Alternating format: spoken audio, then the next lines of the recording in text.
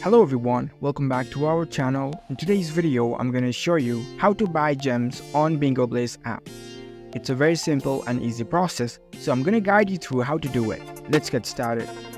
First of all, on your phone, launch the Bingo Blitz app. After you are inside the app, make sure that you are logged in with your account. If you don't have any account, you can easily create a new one first. Once you are logged in, you'll see this kind of interface. Now, in order to buy gems, you need to go to the Bingo store. Here you can see the diamond icon at the top left corner. Tap on it. Now you're in the Bingo store where you can buy gems. You can explore the different catalogs of gems. You can buy different number of gems in different rate of price. So you can choose the option that is more favorable for you to buy. Tap on your preferred option. Now it will prompt you to add the payment methods.